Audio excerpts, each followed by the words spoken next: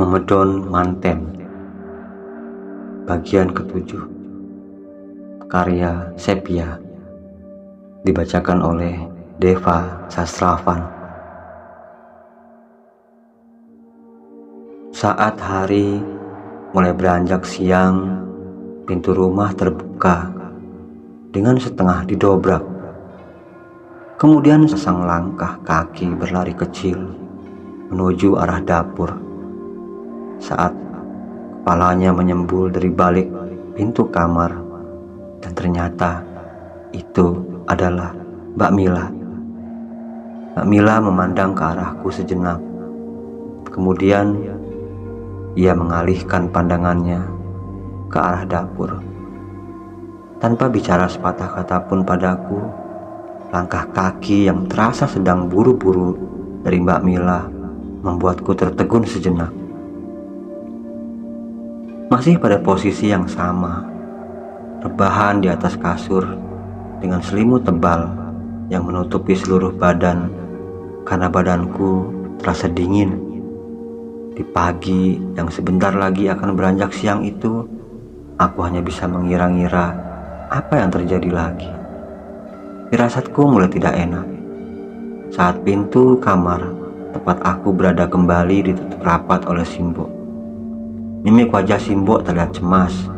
Entah apa yang sedang ia cemaskan, yang pasti sesuatu yang buruk sedang terjadi. Rasa penasaranku semakin besar saat Simbo berjalan tergesa-gesa di belakang Mbak Mila. Dari jendela kamar, kulihat mereka menuju ke arah rumah Pak De Awing. Setelah Simbo pergi bersama Mbak Mila, aku bangkit. Kemudian berjalan mondar-mandir di dalam kamar. Kepala terasa sakit. Pikiranku mulai berkecamuk dengan apa yang sedang terjadi sesudah kedatanganku kembali ke desa itu. Rasa bersalah mulai menggelayut di benakku. Seandainya saja aku tidak datang, pasti kejadian yang dialami oleh keluarga Pak Dekus tidak akan terjadi. Dan seandainya saja aku tahu penyebab semua yang tidak masuk akal itu terjadi, mungkin aku bisa mencegahnya. Dan hanya kata seandainya saja yang terus muncul di dalam pikiranku. Jika aku pulang, mungkin yang terjadi pada keluarga Pak Dikus bisa mereda dan berhenti setelah kepulanganku dari desa. Kemudian cepat-cepat kemasi barang-barang ke dalam tas ransel, meski badan terasa lelah. Setelah siap dan akan segera pulang ke rumah orang tuaku, kembali pikiranku kacau. Tidak afdol rasanya jika pulang tidak berpamitan dahulu kepada Simbo dan Pak De. Setelah memantapkan hati, kulajukan motor menuju rumah Pak De Awing. Namun rumah Pak De Awing sangat sepi. Setelah aku sampai di sana, ternyata dugaanku tepat. Simbo dan yang lainnya sedang di rumah Pak Dikus. Rumah Pak Dikus ramai dikunjungi oleh sanak keluarga. Pintu depan dan belakang tertutup rapat, sedangkan di dalam rumah banyak orang sedang duduk. Di antara mereka tidak terlihat adanya percakapan panjang, hanya percakapan kecil dengan nada serius yang terlihat dari gerak bibir dan nada bicara mereka. Saat aku menghentikan motor di teras depan rumah Pak Dikus, tatapan yang membuat hati tidak nyaman dari sanak saudara di sana sudah menungguku. Sepi, nyaris tak ada percakapan saat aku datang. Beberapa orang menatap sinis kepadaku. Bahkan saat aku mulai mengetuk pintu rumah, mereka seakan berpura-pura tidak mendengar atau bahkan mengalihkan pandangan ke arah lain. Sambil mengucap salam, ulangi kembali mengetuk pintu rumah Pak Dikus, berharap ada seseorang yang berkenan membukakan pintu untukku. Tak berlangsung lama, Mas Maman membuka pintu sambil berkata, "Kamu, Nduk, ada apa?" tanya Mas Maman dengan wajah pucat seperti sedang menyembunyikan sesuatu dariku. "Riri, mau pamitan, Mas," jawabku sambil menunduk memainkan jemari tangan. "Loh, kenapa?" tanya Mas Maman terkejut. Kemudian ia menoleh ke arah belakang, tepatnya pada orang-orang yang duduk di kursi ruang tamu. Entah kenapa, aku berpikir jika kehadiran diriku tidak diinginkan oleh mereka. Sorot mata sinis masih terus terlihat dari orang-orang yang kutemui di dalam rumah Pak Dikus. "Nggak apa Mas, cuma mau pamitan sebentar sama Simbo," kataku pelan kemudian. "Ya wis, masuk dulu, Simbo ada di dalam," jawab Mas Maman, mempersilahkan aku untuk memasuki rumah Pak Dikus. Awalnya aku ragu untuk melangkah masuk rumah, karena sanak saudara Pak Dikus sedang berbisik-bisik kecil sambil mengalihkan pandangan setelah melihat ke arahku yang mulai memasuki rumah. Mas Maman berjalan di depanku. Ia akan menunjukkan di mana Simbo berada. Kumantapkan hati dengan tujuan hanya ingin berpamitan pada Simbo. Di dalam rumah, tepatnya di kamar tengah, aku mulai ragu untuk melanjutkan langkahku saat bau anyir darah tercium dengan bau yang sangat busuk. Pandanganku tertuju pada sosok lelaki tua yang tengah terbaring di atas ranjang. Tas ransel yang berada di punggungku seakan semakin berat kurasakan.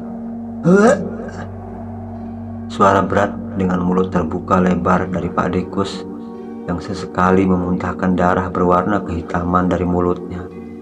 Di atas ranjang kamar tengah itu, kulihat Pak Dikus yang tengah terbaring di atas ranjang sedang dikelilingi sanak keluarganya. Ternyata Simbo yang juga berada di sana. Badan gempal Pak Dikus yang kemarin kulihat sudah mulai berangsur kurus. Tubuhnya terlihat letih di atas ranjang, hanya mengenakan sebuah sarung yang dililitkan di pinggang, dan bagian atasnya dibiarkan terbuka. Suara hoe terus-menerus berulang. Mas Maman yang berada di sana mulai mengganti ember yang terletak di bawah samping ranjang yang diperuntukkan bagi Pak Dikus yang memuntahkan darah. Masih di tempat yang sama, sudah 4 ember yang Mas Maman bawa keluar. Keempat ember tersebut berisi penuh darah berwarna pekat kehitaman. Baunya sangat tidak enak saat tercium hidung. Sedangkan di kanan kiri ranjang ada Simbo, Pade Awing bersama istrinya, dan di sudut ranjang ada Bude Ratna, istrinya Pak Dikus. Matanya mulai berair saat mengetahui bahwa umur suaminya tidak akan lama lagi. Berkali-kali Simbo menuntun Pak Dikus untuk mengucapkan 2 kalimat syahadat. Namun di atas ranjang itu, aku masih memperhatikan semua yang terjadi. Saat tubuh Pak Dikus mulai memperhatikan ulat berwarna biru, kemudian kedua bola matanya yang menyisakan warna putih dengan badan mengejang hebat. Semua orang yang berada di dalam kamar secara bersamaan mengucapkan kalimat tasbih. Tenggorokanku terasa kering saat melihat kejadian itu. Jelas sekali masih terbayang di ingatanku ketika ruh manusia dicabut, badan serta jemari-jemari tangan serta kaki terlihat bergetar kaku. Sungguh pandangan yang memilukan dan menyayat hati. Tiba-tiba Bude Ratna berjalan cepat ke arahku. Tanpa kusadari, aku tertegun melihat Pak D meregang nyawa, karena baru pertama kalinya bagiku melihat seseorang meninggal tepat di hadapanku. Puh! Aku terjatuh membentur tembok di belakang setelah Bude Ratna mendorong tubuhku keras. "Ngalih suku kini, pergi dari sini!" teriaknya dengan mata yang sudah basah, memandang benci ke arahku. Tidak ada yang membela aku. Aku bersusah payah bangkit dengan rasa sakit yang kurasakan. Tetapi rasa sakit di badanku tidak ada apa-apanya dibanding rasa sakit dalam hati atas perlakuan yang kuterima. Bisik-bisik orang yang masih berada di dalam rumah semakin menambah luka dalam hati. Beruntungnya Mbak Mila yang hendak memasuki rumah segera memapahku berjalan keluar. "Kabeh iki kudu salahmu, Ri. Awakmu ora ro apa-apa. Semua ini bukan salahmu, Ri. Kamu tidak tahu apa-apa," ucap Mbak Mila pelan setelah kami berdua berada di luar rumah. "Tapi kenapa semua orang seakan membenci diriku? Bahkan mereka terlihat tidak senang dengan kehadiranku di rumah Pak Dikus. Berbanding terbalik dengan ucapan Mbak Mila yang kudengar. Mbak Mila segera menghubungi Raya untuk menyusulku. Setelah Raya datang, Mbak Mila hanya berkata, "Titip Riri, titip Riri," ucapnya pada Raya yang memandang heran ke arah kami berdua. Raya segera mengajakku untuk pergi ke suatu tempat. "Awakmu main opo? Kamu tadi kenapa?" tanya Raya di sela-sela perjalanan. "Gak tahu. Setelah Pak Dikus meninggal, Budi Ratna mendorongku keras, seakan meninggalnya Pak D adalah salahku," jawabku sambil menahan air mata agar tidak jatuh. Tempat yang kami tuju adalah rumah di seberang sungai. Rumah tersebut adalah warung tempat Raya biasa nongkrong, karena pemilik warung tersebut adalah bibinya sendiri. Di dalam warung pun aku masih diam, serasa malas untuk mengucapkan sepatah kata pun setelah perlakuan yang kuterima masih membekas dalam hati. Setelah menaruh teh hangat dalam gelas besar di meja depanku, Raya berkata sambil mengelus-elus punggungku, "Nangis sorry ora popo. Ancane abot sing kok songgo iki. Menangis lari tidak apa, memang berat yang kamu jalani saat ini." Tak berlangsung lama, tangisku pun pecah di pelukan Raya. Segala kekesalan dalam diri kuluapkan dalam emosi saat sambil menangis keras. Raya nampak iba dengan kondisiku.